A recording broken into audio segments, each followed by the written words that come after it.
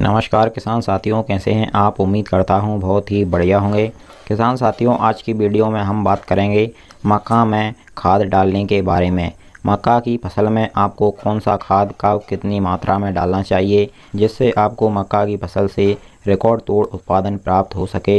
हमारे किसान भाई मक्का की खेती से कहीं कहीं पर तो 50 कुंटल प्रति हेक्टेयर उत्पादन प्राप्त करते हैं और कहीं कहीं पर 100 कुंटल से भी ज़्यादा प्रति हेक्टेयर उत्पादन प्राप्त कर लेते हैं।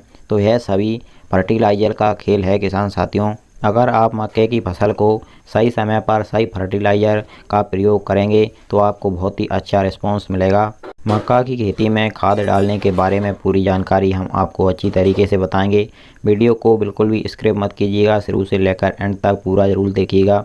और अगर आपने अभी तक हमारे चैनल को सब्सक्राइब नहीं किया हुआ है तो इसी प्रकार से आपकी सभी फसलों की सही और समय पर जानकारी सबसे पहले पाने के लिए चैनल को सब्सक्राइब कर लीजिए, वीडियो को लाइक कर दीजिए और ज़्यादा से ज़्यादा हमारे सभी किसान दोस्तों के साथ इस वीडियो को शेयर भी करिएगा। किसान साथियों, सबसे पहली बात आती है मक्के में खाद की, तो वह गोबर का देसी सड़ा गला खाद अगर आपके पास उपलब्ध हो तो आप उसका प्रयोग मक्के की फसल में कर सकते हैं। मक्के की फसल देसी खाद में, गोबर की खाद में बहुत ही अच्छा प्रोडक्शन देती है। और अगर आप रासायनिक खाद से मक्के की खेती कर रहे हैं तो उसके लिए आपको दो शेड्यूल बताएंगे। पहला रहेगा हमारा SSP यानी सिंगल सुपर फास्फेट से और दूसरा रहेगा DAP से। तो किसान साथियों, अगर आप SSP के साथ में मक्के की बुवाई करना चाहते हैं तो आपको 300 kg पर हेक्टेयर के हिसाब से SSP लेना होगा और एकड़ में बात करें तो आपको 120 kg लेना होगा 1 एकड़ खेत के लिए। इसी के साथ में आपको MOP यानी पोटाश लेना होगा 50 से 75 kg प्रति हेक्टेयर के हिसाब से।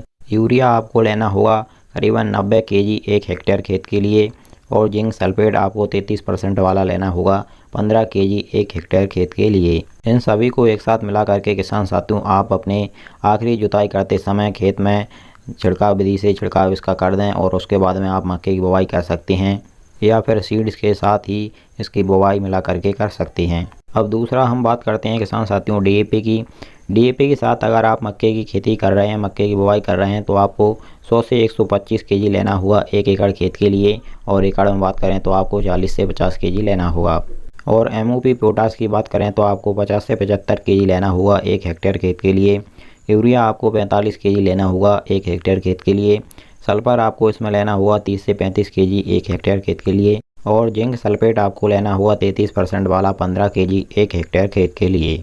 इस शेड्यूल में किसान साथियों आप यह ध्यान में रखें कि DAP और जिंक को एक साथ मिला करके नहीं दे सकते हैं, इसलिए आप यूरिया और जिंक को एक साथ मिला करके दे दें और बाकी सभी खादों को एक साथ मिला करके दे सकते हैं। यह सभी खादें किसान साथियों आप बुवाई के समय ही मक्के की फसल को दे देंगे तो बहुत ही अच्छा रहेगा। और अगर आप SSP वाला शेड्यूल अपनाएंगे तो आपको DAP वाले से सस्ता पड़ेगा और बहुत ही अच्छा रहेगा। यह तो हो गई किसान साथियों बुवाई के समय मक्के की फसल के लिए, मक्के की खेती के लिए सही खाद।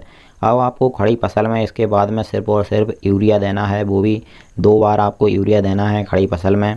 पहला जब आपकी फसल घुटने के आसपास हो जाए तो आपको 90 kg प्रति हेक्टेयर के हिसाब से यूरिया पौधे की जड़ों के पास में दे देना है।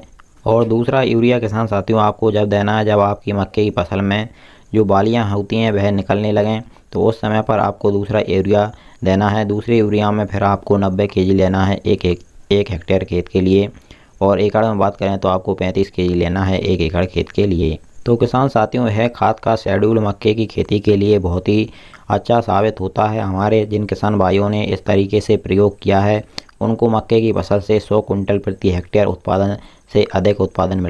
किसान साथियों मक्का, सोयाबीन, धान एवं आपकी अन्य सभी फसलों की जानकारी हमारे चैनल पर आपको आगे भी इसी तरह से मिलती रहेगी।